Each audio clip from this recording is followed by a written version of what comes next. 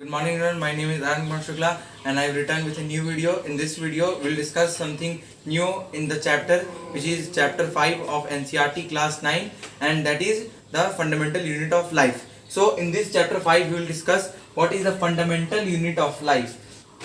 Fundamental unit of life, इसका मतलब क्या हुआ? फंडामेंटल मतलब होता है कोई भी बेसिक चीज, कोई भी anything, any substance of a small region और स्मॉल कोई पार्टिकुलर सेगमेंट, उसे हम लोग फंडामेंटल यूनिट ऑफ फंडामेंटल कहते हैं. और वही unit of life, if you will add unit of life after the fundamental, so it means that it is indicating to the cell. मतलब हुआ कि फंडामेंटल मतलब एक सबसे छोटा पार्ट ऑफ ए लाइफ, मतलब सबसे छोटा पार्ट ऑफ ए लाइफ क्या होता है जो लाइफ को एक क्रिएट करता है, फॉर्म करता है, वो है cell. Cell it is a, if you will look in the books और you will go into the definition, so it will be stating that cell is any small structural or functional unit of any organism that is known as cell.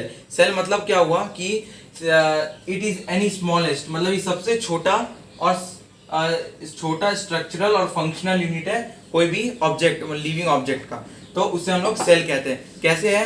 I will now tell you how it is the smallest structural and functional as well as the fundamental unit of life. Because cell जब बहुत सारे when many cells come together, तो बहुत सारे cells एक साथ मिल जाते हैं तो it forms a tissue, मतलब एक ग्रुप फॉर्म करते हैं. जैसे अगर आपको सेल नहीं पसंद आ रहा है, if you have not understood that what is the tissue, what groups of cell are known as, I will explain this definition or example in your practical life. जैसे अगर इस सेल को आप अपना एक दोस्त, आप अपने आप को मान लीजिए, you represent a cell as you, और आप एक सेल को अपना दोस्त मान लीजिए, या आपका एक दोस्त है. अब यही दोस्त और आपके और भी दोस्त हैं, तो ये जब सारे दोस्त जब आके मिलते हैं तो ये एक टिश्यू बन गया. इस दोस्त को आप सेल में you will assume that this friend is a cell. सो अगर बहुत सारे सेल को हम लोग जब ला रहे हैं तो वो टिश्यू बन जाते हैं. अब ये बहुत सारे, अब जब इस सेल को हम टिश्यू ला रहे हैं, अब ऐसी सेम टिश्यूज या फिर फ्रेंड्स को अगर हम लोग और साथ में लाएंगे तो ये टिश्यू ऑर्गन फॉर्म करता है. ऑर्गन जैसे स्टोमक हो गया, फिर हम लोग का लीवर हो गया, गॉल ब्लैडर हो गया, एक्सेट्रा, जो भी हम लोग के ऑर्गन्स होते हैं वो इन्हीं सब टिश्यू से बने रहते हैं. देन जब बहुत सारे ऑर्गन जब बहुत सारे फॉर्म या कंबाइन होते हैं तो it form a organ system.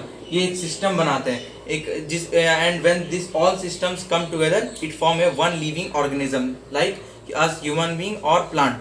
मतलब अगर ये वन सेल अगर ये किसी एक और सेल के साथ मिल जाते हैं तो ये टिश्यू फॉर्म होते हैं, और टिश्यू जब साथ में फॉर्म हो जाते हैं, मिल जाते हैं, तो इट फॉर्म ए ऑर्गन. अब यही सेम ऑर्गन और ऑर्गन के साथ it will combine, so it will form a organ system, and when the organ system will combine then it will form a individual like living organism. So that is why the cell is known as the smallest structural, क्योंकि इसी के through एक organism बनता है. तो ये सबसे एक स्मॉल कण है, एक स्मॉल पार्ट है कोई भी लिविंग ऑर्गेनिज्म के फॉर्मेशन के लिए. So that is why it is known as smallest structural and functional unit of any organism. Now cells are of two types. One is prokaryotic and one is eukaryotic. So before coming on prokaryotic and eukaryotic, I will give you some examples of cell. For like some examples of cell are onion cell. Onion का पील जो निकालते हैं उसमें भी cell होते हैं. फिर चिक सेल, मतलब आपके जो चिक्स होते हैं उनमें भी सेल्स होते हैं. फिर प्लांट सेल, प्लांट के लीव्स में, प्लांट के पार्ट्स में भी सेल्स होते हैं, एक्सेट्रा. हम लोग जितने most of the living organisms में सेल प्रेजेंट होते हैं. So now we will discuss that what is prokaryote, eukaryote. So now we will looking forward to the what is prokaryotic cells. So prokaryotic मतलब क्या होता है? Prokaryotic, we will split this prokaryotic word into two types or two words. Pro meaning, first is pro meaning primitive. Primitive मतलब क्या होता है? कोई भी चीज जो ancestor से it is been evolved from the ancestors, उसे it is known as primitive. And karyon meaning nucleus. So pro and karyon, it means that primitive nucleus, it means that nucleus which will emerge from a pre-existing cells or the older cells, and that type of cells that doesn't contain the whole parts of a full true nucleus. Like nucleus के बहुत सारे parts होते हैं, जैसे nucleus कौन सा एक structure होता है. In this chapter we will fully undergo with the what is nucleus, what is cell organelles, what is its types, what is cell wall. So before coming on that, I will tell you that there are three main parts of a cell. One is cell wall, or the cell membrane, you can say cell wall, or the second layer is cell membrane.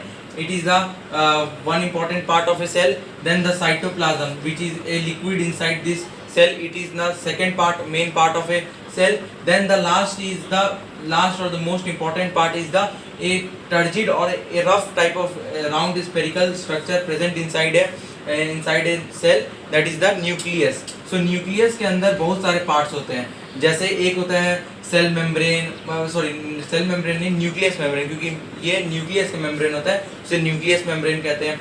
फिर इसके अंदर भी एक liquid जली structure होता है, that is known as nucleoplasm. Then इसके अंदर भी एक डॉट और न्यूक्लियस टाइप स्ट्रक्चर है जिसे न्यूक्लियोलस कहते हैं. Then chromosomes. So these all part consisted in a true nucleus. But in a prokaryotic cell ये सारे पार्ट्स नहीं होते हैं, इसमें न्यूक्लियर मटेरियल लैक होता है, मतलब कमी होता है न्यूक्लियर मटेरियल की.